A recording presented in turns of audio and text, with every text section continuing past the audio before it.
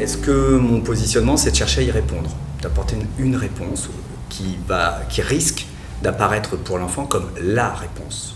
La réflexion pédagogique, éducative, nous amène à dire que ce n'est pas forcément le meilleur positionnement par rapport aux questions philosophiques des enfants que de chercher à y répondre. Deuxième positionnement, ce serait des évacués. Donc pour ceux qui connaissent, il y a Aldebert qui chante une magnifique chanson « Arrête avec tes questions, tu nous saoules ». Donc ça, particulièrement chez les enfants, ce serait particulièrement malvenu, on est tous d'accord avec les adolescents. Et voilà, les évacuer, faire semblant qu'on n'a pas entendu. C'est la fameuse question de la bouteille de lait, la publicité, voilà. Mais sauf que là, on n'est pas sur l'ordre des questions scientifiques, mais des questions vraiment philosophiques. Il y aurait peut-être une troisième solution qui serait tout simplement de les reconnaître, comment tu as dit tout à l'heure, de les faire siéger, siéger dans ces questions. Siéger dans ces questions. Et donc là, c'est à creuser de se dire quelle va être la posture de l'adulte, comment habiter ces questions, comment les faire vivre, sans y répondre, sans les évacuer. Je dirais même qu'on pourrait retourner la question à l'enfant. Parce que lui, il est demandeur, mais on pourrait l'inviter. Et toi, comment tu répondrais à cette question-là ? Et toi, comment tu répondrais à cette question-là ? Oui, c'est bien l'idée de partir, comme Olivier le dit, des questions des enfants pour faire plutôt le choix de cette posture, dans les accompagner dans un cheminement de réflexion, sans pour autant répondre à leur place, et à partir de leurs questions, des questions qui se posent vraiment, et de les considérer effectivement comme des penseurs valables de ces questions.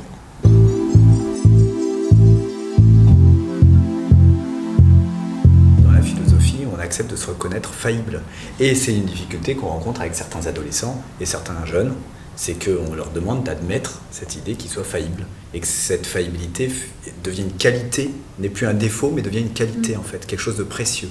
Mais en fait, dans une pratique d'atelier, l'animateur, il est lui-même transformé et formé du coup par ce qui s'est passé dans la communauté de recherche. Enfin, moi, le nombre de fois où je suis sortie d'un atelier en me disant dis donc, j'ai avancé sur cette question, quoi. C'est-à-dire que je voyais vraiment pas les choses comme ça avant l'atelier. Et ça, c'est fascinant. Et je pense qu'il faut avoir reconnu cette faillibilité pour réussir à être transformé. Parce que justement, il faut accepter d'entendre l'autre, de rentrer vraiment dans le dialogue. Et l'écoute me transforme aussi, quoi.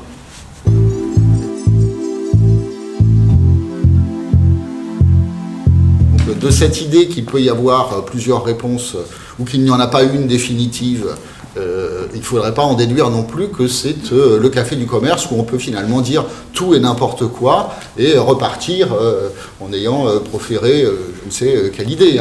Je pense que ça, ouais. Il faut aussi entendre qu'il y a quand même des exigences philosophiques derrière le fait qu'il peut y avoir plusieurs réponses possibles à une question. Il y a des mauvaises réponses en philo. Il y a souvent une pluralité de bonnes réponses, mais il y a des mauvaises réponses. Il y a des propositions qui ne marchent pas, qui ne fonctionnent pas. Et Michel Fabre, un chercheur à l'université de Nantes, il dit que finalement, ce rapport, cette pratique de la philosophie, alors lui, il le généralise en fait à cette pratique de la problématisation, permet de lutter contre deux fléaux actuels de notre société, que sont le dogmatisme, et ça va de soi pour tout le monde, le dogmatisme, d'être toujours sûr de soi et d'être dans le dogme. Il n'y a qu'une seule réponse, et pas deux. Et le relativisme. Et donc cette tendance de nos sociétés actuelles à dire tout se vaut, finalement. Il n'y a pas de vrai, il n'y a pas de faux, il n'y a pas de bon, il n'y a pas de mal. Tout se vaut, tout est une histoire de point de vue.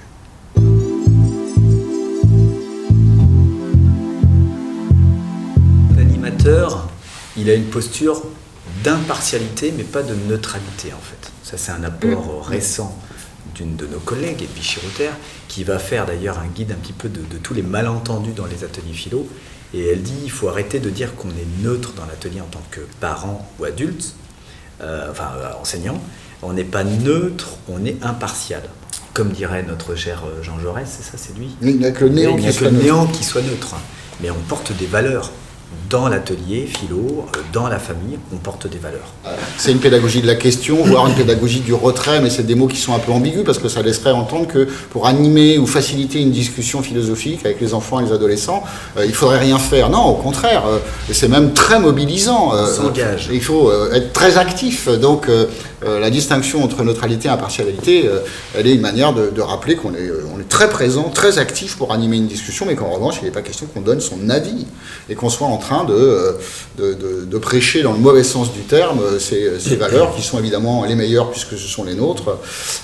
Et de ce point de vue-là, il y a toujours un petit rétroviseur à avoir sur sa posture pour être toujours fidèle au principe de départ, leur apprendre à penser et non pas leur apprendre ce qu'ils doivent penser. Et c'est pour ça qu'il faut être vigilant et savoir sur quoi on est très sensible. Ouais. Et dans le choix des ateliers, des thèmes.